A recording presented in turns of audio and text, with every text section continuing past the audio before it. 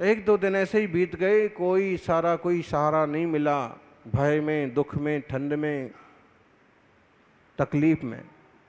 फिर उसने सोचा कि लगता है कि जिंदगी यहीं गुजारना पड़ेगी, छोटी सी झोपड़ी बनाता हूँ। आसपास के लकड़ी पत्ते इकट्ठे करके झोपड़ी बनाई। तभी मेघ घिर आए, जोरों की बिजली कड़की और उसकी झोपड़ी पर गिरी, झोपड़ी जल गई। अब तो रहा ही नहीं गया। उसने कहा, भगवान तुझे मेरा ये सुख भी नहीं देखा गया, मेरी झोपड़ी भी जला करके राख कर दी। अक्सर कर लोग जो है ना, कम से कम जो आलसी कहिए, ना समझ, वो सीधा भगवान पर आरोप करते हैं कि भगवान ने ऐसा किया, भगवान ऐसा करते हैं।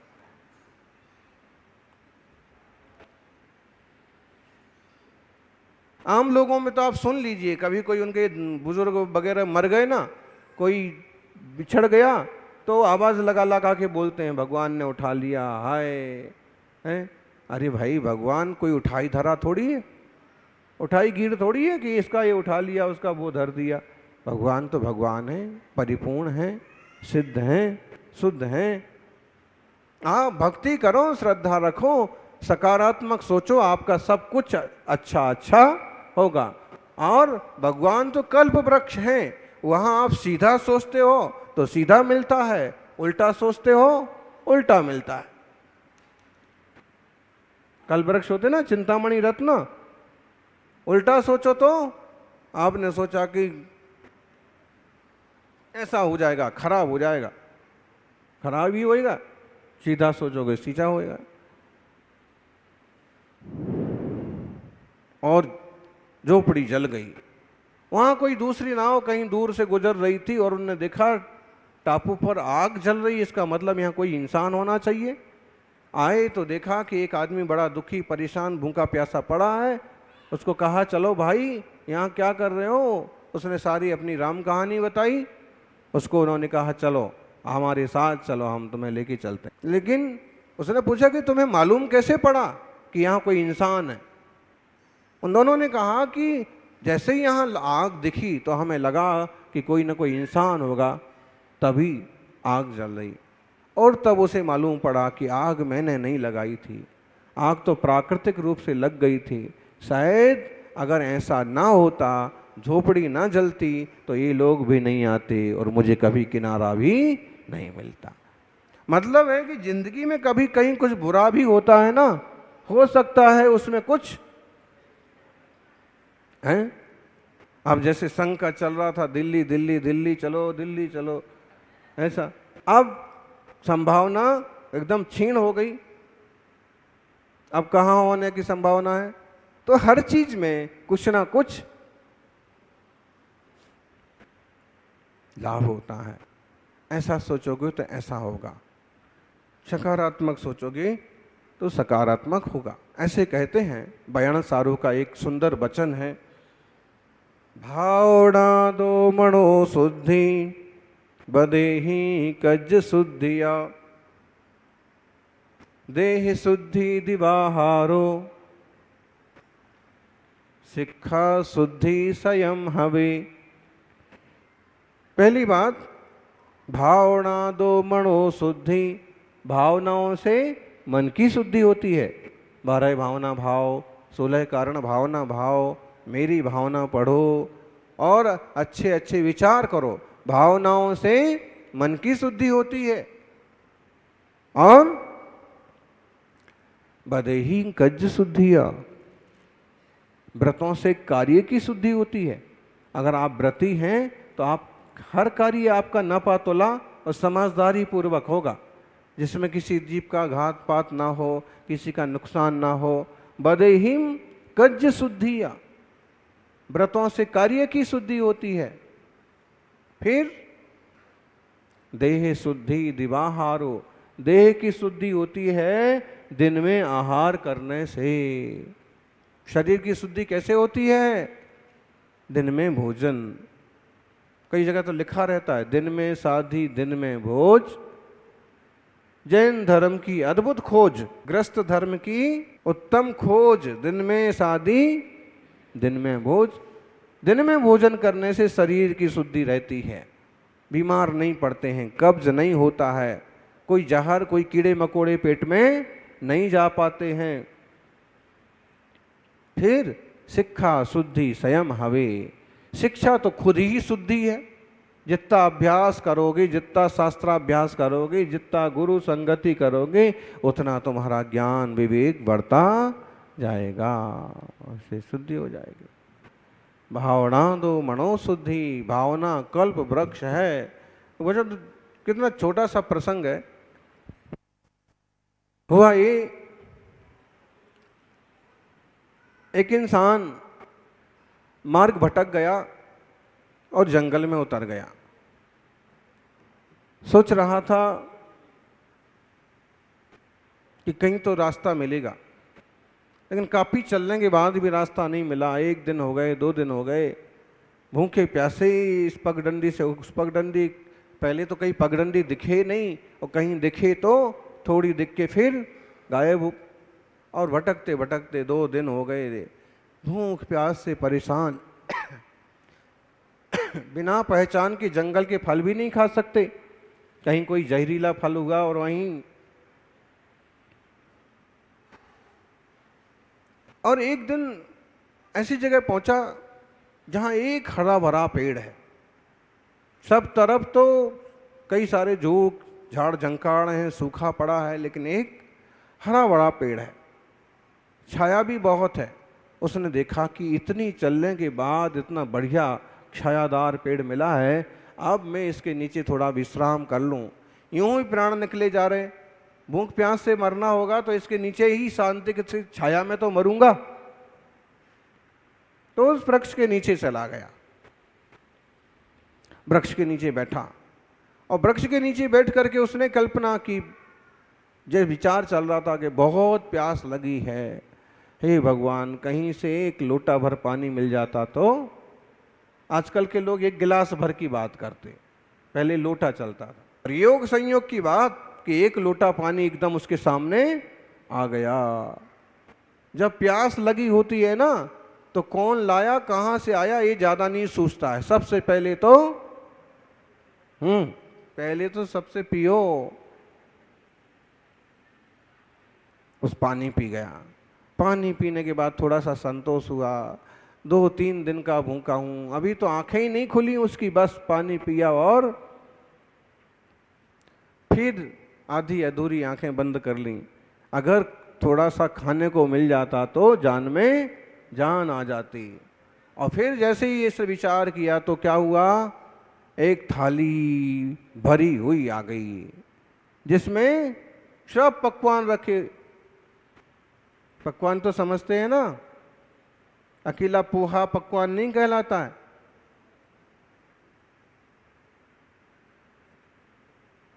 खाखरा पकवान नहीं कहलाता है, वो तो सब हैं ही अपनी जगह पर, लेकिन पकवान 56 भोग। और थाली जैसे देखी तो कहाँ से चालू करें। जब पेट भरा होता है ना तो ये लगता है, सोचता है कि कहाँ से चालू करें, पहले कौन से काउंटर पर जाएं। लेकिन जब भूख लगी होती है तो जो सामने दिखता है ना, चाहे घी वाली रोटी हो, चाहे सूखी रोटी हो, चाहे दाल के साथ हो, चाहे अचार के साथ हो, वो तो टूट पड़ा, फटाफट जो हाथ में आया और लिया और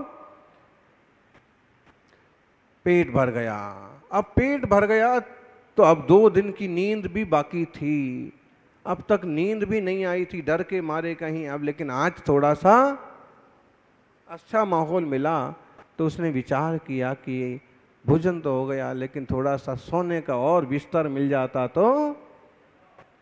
और संयोग की बात कि हाथों हाथ एक बिस्तर भी लग गया, बिस्तर पर लेट गया। लेकिन लेटा तो मन तो खुरापाती है। अब उसको होश आया कि हो क्या रहा है, ये कोई घर नहीं है, यहाँ कोई आदमी नहीं है, फिर हो क्या रहा है। प्यास भी बुझ गई, भूख भी मिट गई, नींद तो आ रही है और बिस्तर भी आ गया, लेकिन सोऊं कैसे, मामला क्या है यहाँ।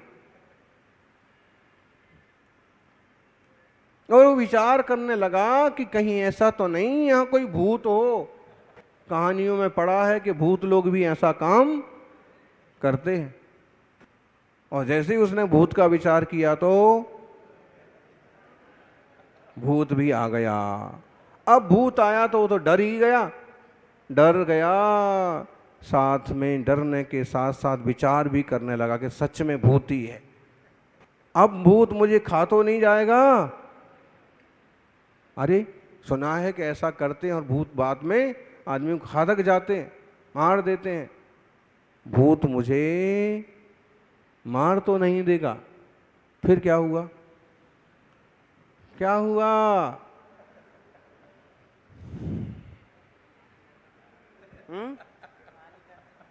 कहानी खत्म हो गई। भूत ने उसको मार दिया। क्यों? क्योंकि वहां कोई भूत नहीं था। जिस वृक्ष के नीचे था वो वृक्ष कल्प वृक्ष था। हम जिस वृक्ष के नीचे हैं, जिस मन रूपी कल्प वृक्ष के नीचे हैं, हम जैसे जैसे सोचते हैं लगभग वैसा वैसा होता है। इसलिए अपने मन रूपी कल्प वृक्ष को सहज शांत रखो और सही सही विचारधारा में लेकर के चलो, क्योंकि जो सींचोगे वही फलेगा, जो सोचोगे वही पाओगे। भावना दो मनो शुद्धि, भावनाओं से मन की शुद्धि हो, व्रतों से कार्य की शुद्धि होती है, खान पान की शुद्धि होती है, खानदान की शुद्धि होती है। व्रत पालन करो, जो भी संकल्प लेते हैं उसे भली भांति निभाओ। कई लोग महाराज जी को बताने के लिए ले लेंगे नियम और बाद में गड़बड़ करेंगे। क्यों लेना? फिर विनम्रता से कह दो कि मुझे नहीं जमता। और एक बात, इस जीवन में ही ना तुम व्रत करोगे तो फिर किस जीवन में करोगे? तो पूरी हिम्मत से शक्ति से व्रत तो लेना ही चाहिए, चाहे छोटा सा लो, चाहे रात्रि भोजन का व्रत लो।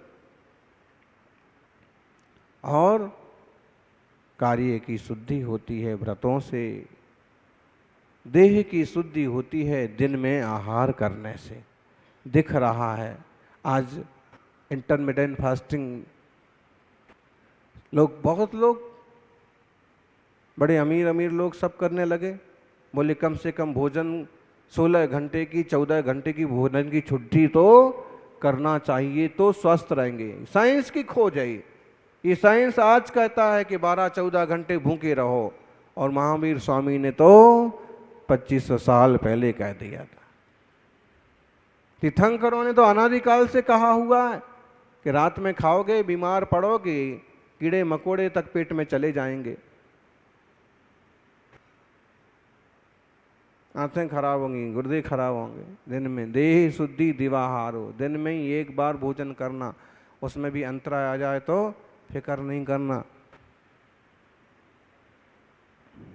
क्यों? क्योंकि आयुर्वेद शास्त्र कहते हैं हफ्ते में एक दिन उपवास करना चाहिए। भले थोड़ा सा बोझ पड़ता है, थोड़ा सा तकलीफ होती है, लेकिन वो भी मशीन के लिए जरूरी है। दिल्ली बंबई में भी रेलवे लाइन चलती रहती है, लेकिन रात में वो भी 2-3 घंटे के लिए, 4 घंटे के लिए बंद करते हैं।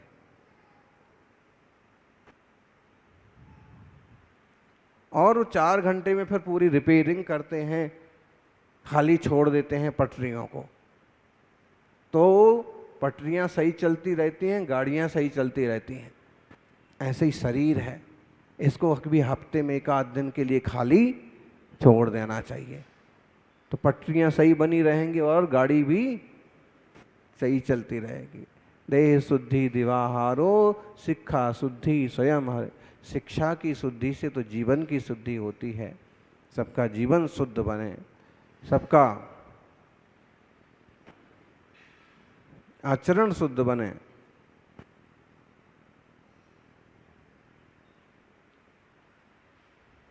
बोली बन तो जाए महाराज, लेकिन जब कहीं सामने कचौरी और समोसे दिखते हैं, जब पकोड़े तलते हुए दिखते हैं तो रहा नहीं जाता, फिर तो ऐसे लगता है कि अब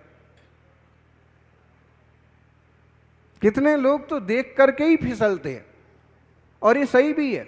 गौमठ सार महान सिद्धांत शास्त्र है, और वहाँ पर ये कहा आहार की संज्ञा कैसे जगती है, आहार की संज्ञा कैसे पैदा होती है। तो वहाँ बताया है आहार दंशनेन, आहार दंशनेन, ओम को उठाए साधु दृढ़ाए। आहार देखने से, बाजार में जलेबियों की दुकान आप देखते हो, बनती हुई गरम गरम जलेबी देखते हो, तो आपको कुछ होता है कि नहीं होता है? कुछ कुछ होता है कि नहीं होता है? नहीं होता। कोई दृढ़वृत्ति हो तो भले नहीं हो, नहीं तो कुछ कुछ क्या सब कुछ हो जाता है। इतनी गरम गरम जलेबी, चलो एक दो तो खा ही लेते।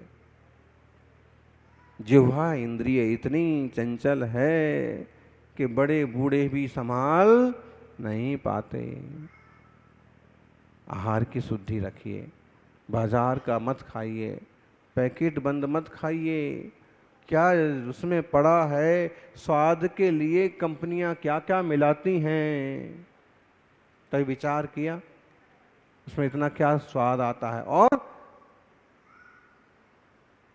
ज्यादा नमक भी होता है ना, वो भी आंतों के लिए नुकसानदायक है, किडनी के लिए नुकसानदायक है, डॉक्टर कहते हैं। लेकिन फिर भी लालच लग गया।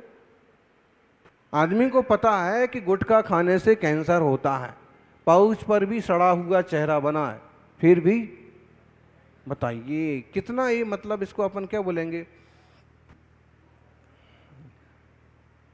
एडवेंचर आदमी है, चैलेंजर, कि उस पर लिखा है कि ऐसा कैंसर होगा, मुंह सड़ेगा, फिर भी खा रहा है।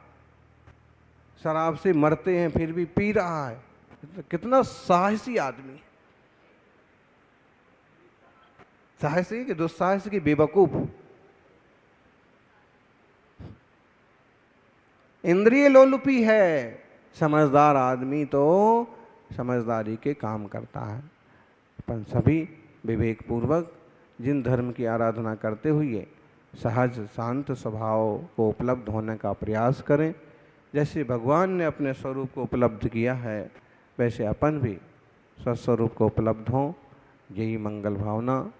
जय बोलिए अजितनाथ भगवान की।